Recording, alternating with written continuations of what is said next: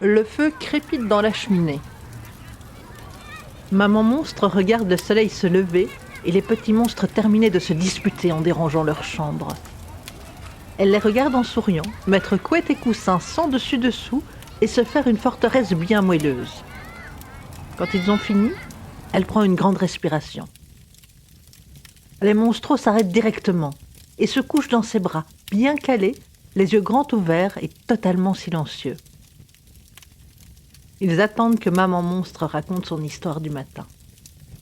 Alors les tout petits, vous vous souvenez de l'histoire de cousin Califourchu? De comment il est devenu le monstre d'Elisabeth et de son frère? Oh oui, maman. Mais moi, quand je serai grand, je veux être un monstre de placard. Un monstre très très méchant. Un qui fait rien qu'à coincer les doigts des gens passage dans les portes. Moi, je veux pas. Moi, je veux devenir une ogresse et manger tout plein de petits enfants. Et les ça. C'est très très bon, les ça. Un jour, je vous raconterai peut-être l'histoire d'un bon ami à moi, tout aussi poilu que vous et qui s'appelait Alf. Lui aussi, il adorait les chats, surtout en sandwich. Mais non, aujourd'hui, je vais vous raconter l'histoire de Sigismond le poltron. C'est quoi un poltron, maman? Un poltron, mon chéri, c'est quelqu'un qui n'est pas très courageux, qui a souvent peur et qui parfois pleure tellement il a peur. Mais c'est nul ça, moi je suis super courageux. Et les trouillards, hein, moi, je leur mets mon poing sur le museau. Calme-toi, petit, et écoute. On peut ressembler à un poltron, mais caché tout en dessous de la peur, on peut trouver le courage d'être meilleur. C'était il y a bien longtemps. Le soleil brillait dans le ciel, les oiseaux chantaient. Il y avait un lac, un grand lac. Et tout autour de ce lac, une forêt, avec des immenses arbres. Les branches se balançaient doucement dans le vent. Et tout au loin, là-bas, il y avait une montagne, énorme. Au sommet, ça brillait très fort. Il y avait encore de la neige. Bien cachée dans sa tanière, au cœur de la montagne, une dragonne veille sur ses œufs. Elle est plus grande qu'un camion, recouverte d'écailles vertes avec des reflets d'argent. Ses yeux rouges sont pour le moment fermés. De la fumée sort de ses narines et ses lèvres retroussées montrent des dents blanches et brillantes, pointues comme des poignards. Ses cornes noires montent et descendent lentement au rythme de sa respiration. Ses pattes ont des griffes énormes et coupantes. Ses ailes noires sont repliées, sa queue enroulée autour de son corps. Elle dort. Sous elle, réchauffés par son corps, se trouvent des œufs. Les œufs, jusque-là immobiles, commencent un peu à bouger. Les coquilles se craquellent. Des petites têtes de dragons apparaissent. Un dragonnet doré, un noir, un rouge, un bleu. Ça piaille et ça ouvre grand les yeux sur leur nouvelle vie. Le dernier œuf, un peu plus petit que les autres, reste immobile. Les yeux de la dragonne s'ouvrent en grand. Elle admire ses petits, leur souffle de la fumée dessus pour les réchauffer. Ils sortent complètement de leurs œufs et commencent à se déplacer maladroitement autour d'elle. Ils tentent de se mettre sur leurs pattes. Ils tombent, ils réessayent, retombent. Puis doucement, ils parviennent à rester debout. Ils font quelques pas, d'abord maladroits, puis de plus en plus sûrs. La maman les regarde, fière de ses petits. Elle leur donne à manger, un peu de viande qu'elle a gardée spécialement pour eux. Souffle encore quelques flammes pour être sûre qu'ils aient bien chaud. Repus, ils s'endorment autour d'elle. Elle soupire d'aise et les recouvre de ses ailes. Puis, son regard tombe sur le dernier œuf, toujours immobile, toujours intact. est toujours plus petit que les autres. Il est recouvert d'écailles ternes, pâle comme la lune, alors que tous les autres étaient brillants, comme des petits soleils. La dragonne le regarde et souffle doucement son feu sur l'œuf. Longtemps. Elle le regarde. Rien. Avec toute la patience et l'espoir d'une maman, elle continue. Et sous ces flammes, un petit bruit. Une fêlure. Et l'œuf se craquelle. Un tout petit dragon sort de cet œuf. Si ses frères et sœurs font déjà la taille d'un gros chat, lui, il ressemble plutôt à un chaton. Ses frères ont des écailles brillantes, solides, qui leur recouvrent tout le corps. Lui, il a quelques écailles seulement, et quelque chose d'autre. Il ressemble à des poils, des plumes, pas quelque chose digne d'un vrai dragon en tout cas. Et dans sa bouche, aucune trace des dents tranchantes de ses sœurs. Et puis surtout, contrairement au reste de sa fratrie qui aura ses ailes plus tard en grandissant, après quelques mues, lui, il a deux toutes petites ailes toutes ridicules derrière lui. Des ailes qui ne pourront jamais le porter. Et il est tout vert. Mais pas du beau vert émeraude de sa sœur, non. Plus un vert clair, comme de l'herbe en plein été. Et il a des touffes de poils jaunes qui sortent de ses oreilles et sur sa queue. Il sort de son œuf en reniflant avec curiosité autour de lui. Il s'éloigne un peu et dès qu'il voit ses frères et sœurs, il retourne se cacher en courant derrière la patte de sa maman. Le temps passe. Le petit dragonnet a un nom, Sigismond. Et si sa maman l'aime beaucoup et lui pardonne tout, son papa, lui, il trouve que c'est un poltron. Un dragonnet qui a peur de tout, même de son ombre. Alors Sigismond, il a aussi peur de son papa, de sa grosse voix, des grondements qui sortent de sa bouche quand il n'est pas content. Pourtant, il essaye de faire de son mieux. Il s'entraîne à gronder comme ses frères et sœurs, mais on dirait plus une petite souris qui cuine qu'un dragon menaçant. Il court derrière les rats, mais il est tellement maladroit qu'il les rate à chaque fois. S'en mêle les pattes, glisse et tombe, le museau dans la poussière. Et le pire, c'est que dès que les rats sont en sécurité dans leur trou, les bestioles rigolent du pauvre dragon. Et c'est comme ça tous les jours. Le dragonnet a beau essayer de faire de son mieux, il reste maladroit et peureux. Un jour, le père appelle Sigismond. Il regarde le petit dragon tremblotant de bas en haut. Mon fils, il va falloir que tu partes, que tu parcours le monde et que tu deviennes un dragon courageux et fort. Mais je veux pas y aller, moi. J'ai peur, et puis comment je vais faire tout seul? Non, je veux rester avec vous. Non. Si tu restes, tu ne deviendras jamais fort. Et tu n'apprendras rien. Va, trouve-toi des amis pour t'aider, et ne reviens que quand tu seras un vrai dragon. Oh non, s'il te plaît, papa, je veux rester. Non. Tu partiras.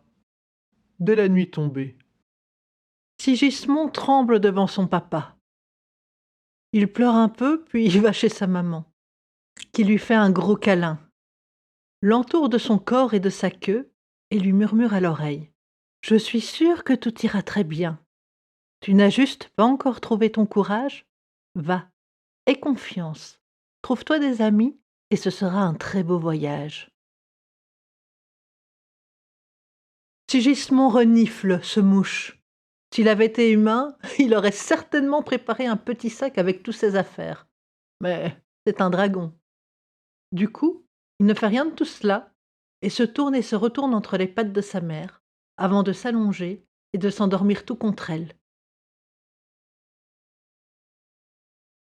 Quand la lune est haut dans le ciel, elle pousse Sigismond du museau et le réveille. Ils se font un dernier câlin. Toute la famille est devant la tanière pour regarder Sigismond partir. Dans le ciel, les étoiles brillent. Il fait noir, mais les yeux de dragon voient dans la nuit. Tout autour de lui, la forêt et ses mille bruits. Des bruits que Sigismond ne connaît pas, qu'il n'a jamais entendus. Des bêtes qui courent dans les fourrés. Des oiseaux de nuit qui chassent. Des insectes qui stridulent. Et de temps en temps, le cri d'une proie attrapée et mangée par plus fort qu'elle. Et Sigismond, au milieu de tout ça, tremblant de peur, mais avançant. Quand il a trop peur, il se cache dans un buisson. Quand il a faim, il mange ce qu'il trouve, des noisettes, des fruits, parfois une souris quand il a de la chance. Et il marche, dort dans les fourrés, boit dans les ruisseaux. Au bout de quelque temps, il croise un grand corbeau. Un corbeau aux plumes noires comme la nuit, aux ailes immenses, un bec crochu et des petits yeux noirs brillants d'intelligence. Mais qu'avons-nous donc là?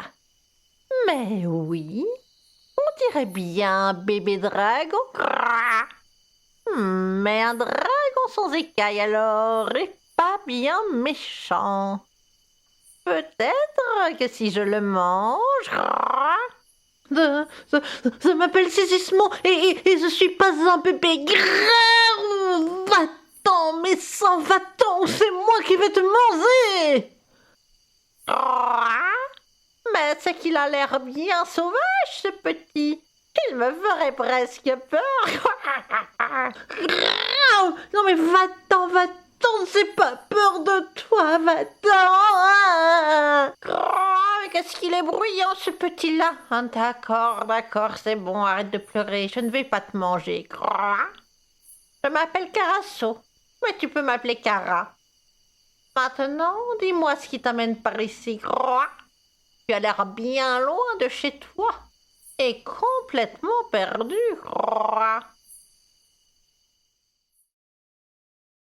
Et Sigismond lui raconte comment il est parti de chez lui, comment il a peur, mais aussi pourquoi il veut devenir un grand dragon courageux, pour ne plus jamais avoir peur. Il veut devenir celui qui fait peur. Et Carasso, le grand corbeau, secoue la tête, ses ailes. Il regarde avec un peu plus d'attention le jeune dragonnet. Alors, comme ça, tu veux devenir courageux? Eh bien, écoute, ça tombe bien, je peux t'aider. Je suis sûre que tu as plein de courage au fond de toi, et je vais t'aider à le trouver.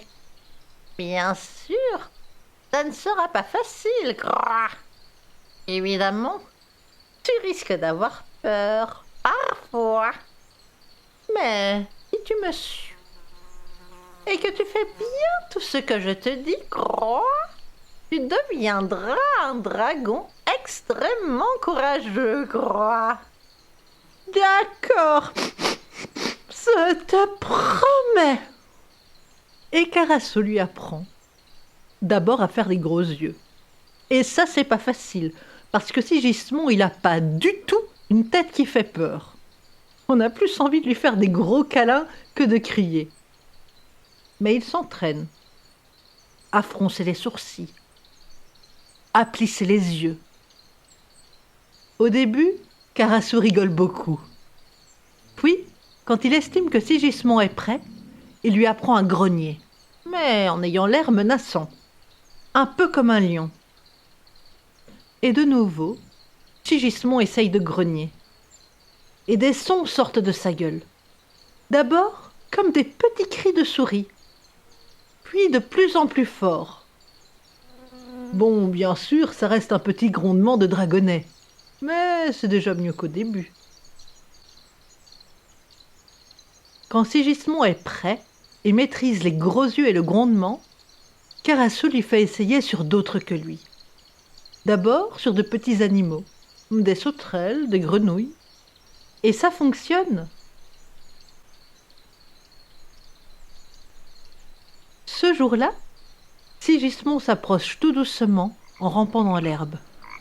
Il arrive derrière un gros crapaud. Il retient sa respiration, se redresse et... Grouah!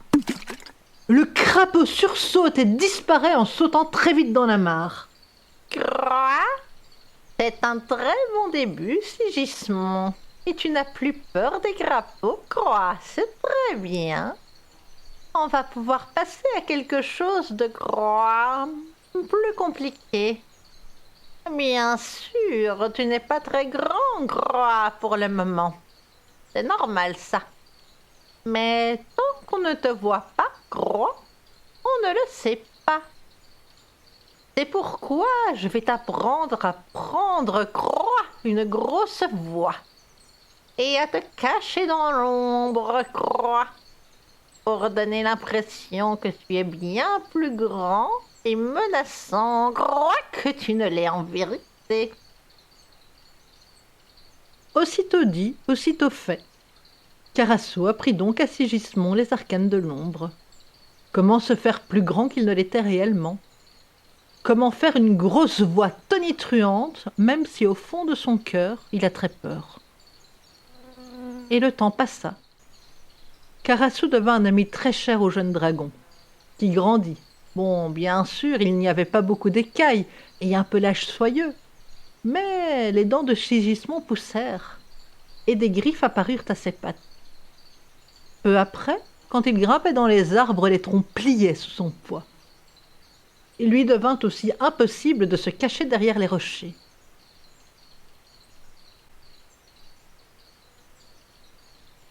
Les années avaient passé, et Sigismond était devenu un dragon adulte. Bon, il n'était pas grand comme un camion, hein, il avait plutôt la taille d'un éléphant.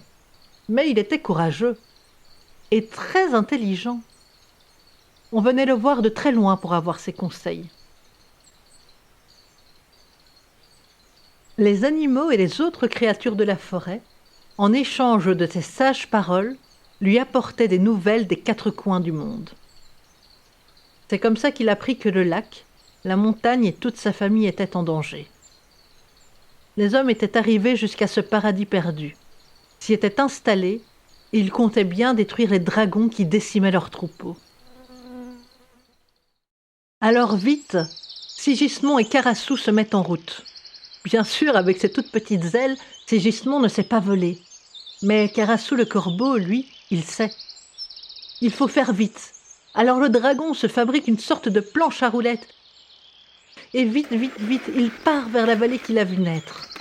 Le corbeau sera ses yeux, là-haut dans le ciel pendant tout le voyage.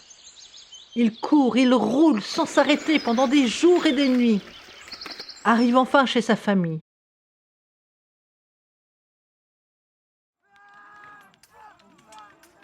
Entre lui et sa famille, une armée.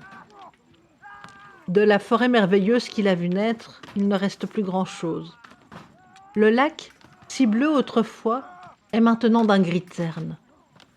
Et dans le ciel, ses parents, ses frères et ses sœurs crachent leur feu, défendent leur montagne contre ces envahisseurs, beaucoup trop nombreux pour eux. Sigismond réfléchit. Pour éviter les soldats, il plonge dans le lac, passe par un réseau de grottes pour retourner dans la tanière. Là, après le coucher du soleil, il retrouve sa famille. Il retire les flèches coincées dans leurs écailles. Et longtemps, il parle. De comment les hommes se sont installés dans la vallée, de tout ce que Sigismond a appris pendant son voyage. Ils ne se sont pas vus depuis longtemps, mais ensemble, ils cherchent une solution. Et ils réfléchissent, longtemps. Sigismond a une idée, et vu que les dragons sont trop grands et trop voyants, il demande à Carasso le corbeau de livrer son message. D'abord aux rats et aux souris, pour leur demander de ronger les cordes des arcs pour priver les humains de leurs armes. Ensuite, aux oiseaux. Il propose de les réunir tous et de les lancer sur les chevaux pour les effrayer. Le corbeau ricane et propose de crever au passage les yeux des hommes. Et surtout, à tous les animaux qu'il croisera, il devra leur demander de faire un maximum de bruit.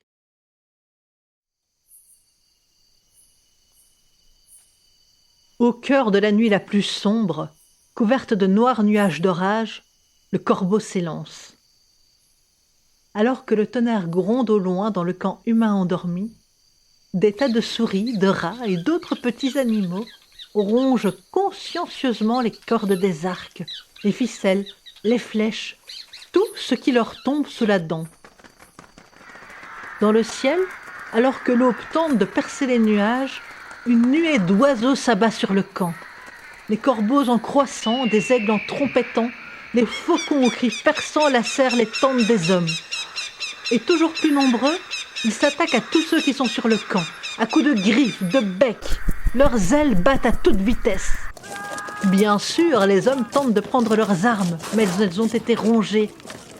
Alors, juste avant la charge des sangliers, ils partent en courant, hurlant dans tous les sens, pendant que les dragons brûlent les derniers vestiges de leur camp. Ça a fait un beau feu de joie. Le temps a passé. Les hommes ne sont plus jamais revenus et sont devenus une légende dans ce coin du monde. Par contre, si tout le monde se souvient de Sigismond, des centaines d'années après toute cette histoire, et qu'on vient encore le voir pour lui poser des questions, personne ne se souvient qu'au début, c'était un vrai poltron.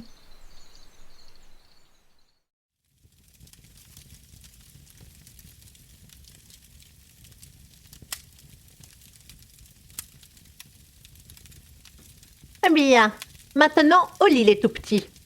Le soleil est déjà bien levé, et ce soir, vous aurez du mal à vous réveiller. Oh non, maman, allez, encore une histoire, s'il te plaît. Non, non, non, non, non, au lit.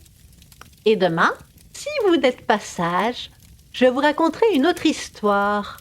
Mais pourquoi pas une histoire qui fait peur?